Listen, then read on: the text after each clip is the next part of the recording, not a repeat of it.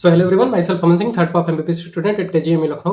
तो यहाँ पे मैं बात करने आया हूँ कि how to attempt and improve mock test in best way. Last में हमने डिस्कस किया था कि मॉक टेस्ट को अच्छे से एनालाइज कैसे किया जा सकता है, कैसे किया जाता है बेसिकली, है ना। तो वो वीडियो जो है वो मतलब कि बहुत इंपॉर्टेंट वीडियो है, आपको भी पता है बहुत इंपॉर्टेंट वीडियो है वो, कैसे एनालाइज किया जा सकता है।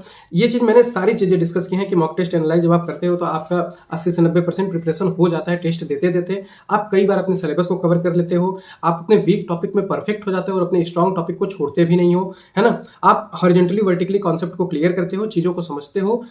थोड़ा टाइम लगता है, 2 से 3 घंटे टेस्ट को एनालाइज करने में लगता है, ये कहने की बात है, लेकिन वो 2 से 3 घंटे आप पढ़ते हो और वो चीजें पढ़ते हो जो चीज आप गलत करते हो। तो आप यदि मॉक टेस्ट एनालिसिस वाली वीडियो नहीं देखे हो तो इसके बाद जाके देखना। पहले ये सीख लो कि टेस्ट को अच्छे से कैसे इंप्रूव किया जाता है, फिर वो वीडियो मेरी नजर में सबसे इंपॉर्टेंट वीडियो है, मतलब है ना, बहुत इंपॉर्टेंट वीडियो है टेस्ट के मामले में, ठीक है। क्योंकि आप भी जानते हो कि टेस्ट को एनालाइज नहीं करोगे तो उसको टेस्ट को अटेम्प्ट करना, टेस्ट देना वेस्ट होता है, खराबी होता है।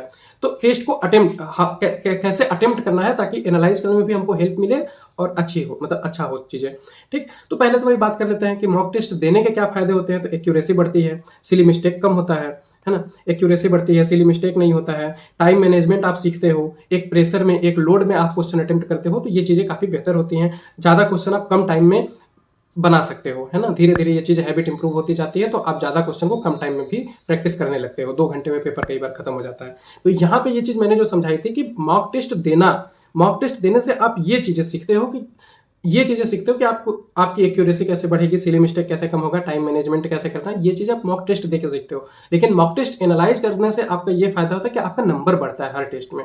आप आज का टेस्ट दिए, एनालाइज के कल वाले टेस्ट में नंबर बढ़ेगा, है ना। ये चीज होता है मॉक टेस्ट एनालाइज करने का फायदा, तो उसको जाके जरूर देखना इसके बाद।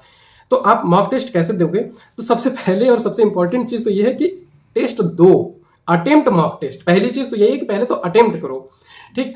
लोगों के नंबर कम आते हैं या फिर नंबर कम आएगा इस डर से वो टेस्ट ही नहीं देते हैं।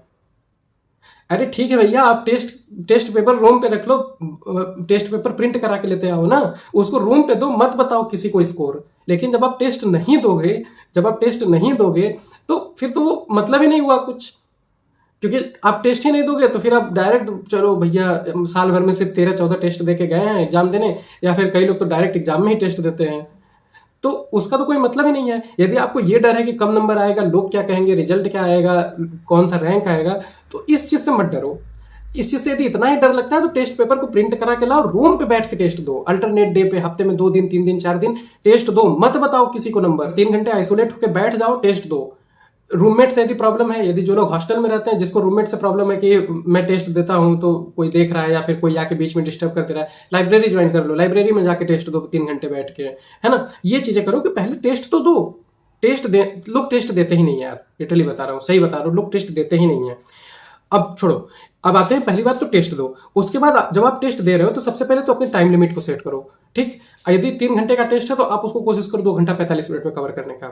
धीरे धीरे की टाइम लिमिट को घटाओ, अपने टाइम लिमिट को सेट करो और अपने टाइम को भी सेट करो, ठीक है, कि आप कौन से टाइम पे टेस्ट दे रहे हो। अब समय आ गया है, अब इधर उधर नहीं भटकना है, टेस्ट देना है तो 2 से 5 के बीच में देना है। ये ना हो कि 2 से 5 में दोपहर का खाना खा के सोने की हैबिट है, एग्जाम में गए मस्त नींद में हो पड़े हुए हो वहां पे, ये नहीं करना है। 2 से 5 टेस्ट देना है डेली, ठीक है, डेली दो। अभी यदि नहीं हुआ है तो अल्टरनेट डे पे दो। अच्छा हाँ, कुछ लोगों के ये डाउट थे कि अल्टरनेट मतलब पार्ट सिलेबस दें या फुल सिलेबस टेस्ट दें। तो पार्ट सिलेबस टेस्ट, जैसे कि मान लो यदि आपका नहीं कवर हुआ है, अभी मान लो सिलेबस नहीं कवर हुआ है, तो कुछ 8-10 पार्ट सिलेबस टेस्ट में आपका सिलेबस पूरा खत्म हो जाता है 11-12 का, 3-3, 4-4 चैप्टर करके ना, कोई 8-10 टेस्ट होते हैं। तो यदि आपका सिलेबस अभी नहीं कवर हुआ है तो आप पार्ट सिलेबस टेस्ट दो। 8-10 टेस्ट देने में मुश्किल से 8-10 दिन लगेंगे, डेली एक टेस्ट देते हो तो, ठीक है। 8-10 दिन में अपना डेली 3 घंटे टेस्ट दो, 2 घंटे एनालाइज करो, बाकी 7-8 घंटे पढ़ने के लिए बढ़िया बचता है। उस 7-8 घंटे में अगले टेस्ट का प्रिपरेशन करो, फिर टेस्ट दो, फिर उसको एनालाइज करो, फिर 7-8 घंटे अगले टेस्ट का प्रिपरेशन करो। या फिर 10 टेस्ट के बदले आप 20 दिन ले लो ना, 20 दिन में आप पूरा पार्ट टेस्ट देकर सिलेबस पहले खत्म कर लो। सारी चीजें जब दिमाग में एक बार में आ जाए, अब आप सिर्फ फुल सिलेबस टेस्ट दो, ठीक।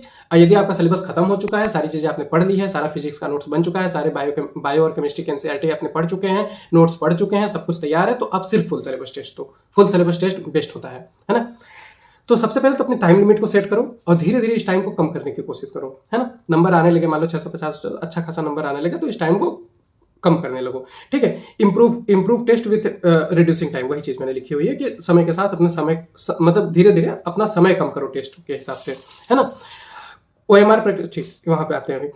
Sequence of paper attempt, paper को अटेम्प्ट करने का सीक्वेंस क्या होता है, क्या होना चाहिए, कैसा आपका है। देखो जैसा भी है, यदि आपका अभी भी है कि मतलब आप पहले फिजिक्स अटेम्प्ट करते हो या केमिस्ट्री पहले अटेम्प्ट करते हो, तो ये थोड़ा सा गलत सीक्वेंस होता है। ज्यादातर लोग का जो पेपर अटेम्प्टिंग सीक्वेंस होता है वो बायो, फिर केमिस्ट्री, फिर फिजिक्स होता है। ज्यादातर जितने लोग सेलेक्ट हुए, जितने लोग मेरे दोस्त हैं, जितने लोग मेरे सराउंडिंग में, मैंने सबसे बात की हुई है, सबका सीक्वेंस यही रहता है, पहले बायो, फिर केमिस्ट्री, फिर फिजिक्स। ठीक, यदि आप बहुत ज्यादा दिमाग लगाते हो, बहुत ज्यादा आपको फिजिक्स में कॉन्फिडेंस है, ठीक है, ऐसा कुछ है, तो अभी भी यदि आपको बदलने का मन है तो बदल सकते हो। लेकिन लास्ट में जब मैं बताऊंगा, मान लो एग्जाम के एक हफ्ते पहले जो भी चीजें मैं डिस्कस करता हूँ, वहां पे मैं यही बोलता हूँ कि अब तक यदि आपने अपनी स्ट्रेटजी को जो रखा है वही रखेंगे, कोई नया मॉडिफिकेशन करने की जरूरत नहीं है। लेकिन अभी फिलहाल अच्छा खासा टाइम है, तो आप अपने सीक्वेंस को बायो, फिर केमिस्ट्री, फिर फिजिक्स पे लाओ। ठीक, ये काफी अच्छा होता है, क्योंकि बायो में जब आप 90 क्वेश्चन कर लेते हो ना, तो कहीं ना कहीं मन में ये आ जाता है कि यार आधा पेपर तो खत्म हो गया। तो यही होना चाहिए सीक्वेंस। ठीक, ये मेरा सीक्वेंस था, ये ज्यादातर लोगों का होता है, ये आपको भी रखना चाहिए। उसके बाद attempt physics in 2 to 3 rounds, ये बहुत मस्त चीज लिखी है, ये इस पे मैंने स्टार्ट भी लगाए होंगे। अच्छा, एक attempt physics in 2 to 3 round. अब होता क्या था कि मैं क्या करता था, मैं पहले बायो पूरा अटेम्प्ट कर लेता था, फिर बायो का OMR फिल कर देता था, सिंपल। ठीक, बायो में ऐसा नहीं होता कि क्वेश्चन बाद में लगाने की जरूरत पड़ती है, बायो एक ही बार में लग जाता है, जो आ रहा है, जो नहीं आ रहा है हटाओ। ठीक, या फिर कोई असर्शन रीजन, या फिर असर्शन रीजन वाले में जनरली डाउट होता है, या फिर किसी स्टेटमेंट वाले में कहीं ना कहीं डाउट है, तो उसको 2-3 क्वेश्चन है तो उसको इनसर्कल कर लो, टाइम मिलेगा तो देख लेना, हालांकि उसको टिक कर लो, OMR में मत फिल करना 2-3 क्वेश्चन, लेकिन क्वेश्चन को इनसर्कल कर लो। ठीक, पेपर पे। केमिस्ट्री पे आते हैं, केमिस्ट्री भी एक बार में लग जाता है। ठीक है, एक बार में केमिस्ट्री भी लग जाता है लगभग जो भी चीजें हैं, 2-4 क्वेश्चन यदि छूट रहा है तो उसको इनसर्कल करके छोड़ दो, मत भरो OMR में। ठीक है, तो बायो किया, OMR फिल कर लिया, केमिस्ट्री किया, OMR फिल कर लिया।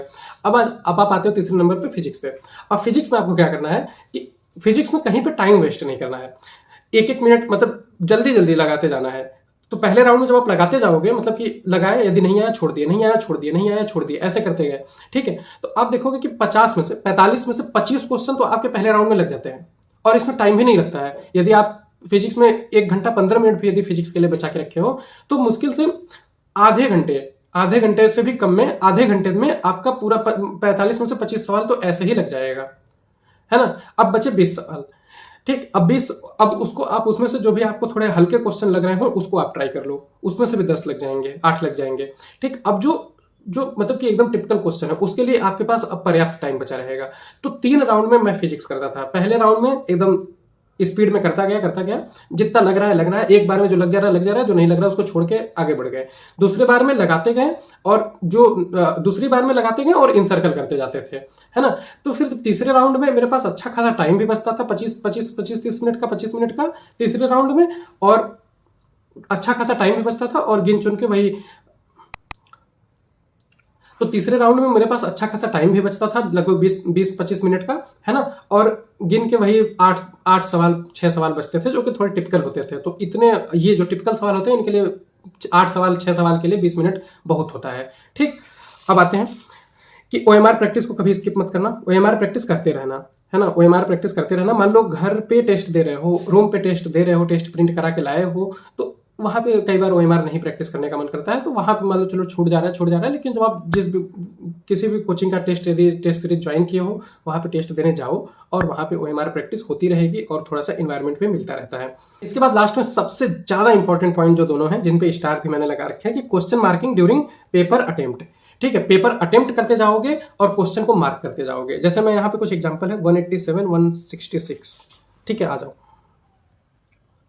187, यहाँ पे देखो मैंने इसको मार्क किया है। ये क्वेश्चन मैंने सॉल्व किया, ठीक है, और ये क्वेश्चन मेरे से लग भी गया। देखो ब्लू कलर से मैंने टिक किया है, मतलब ये क्वेश्चन मेरे से सॉल्व हो गया है ना।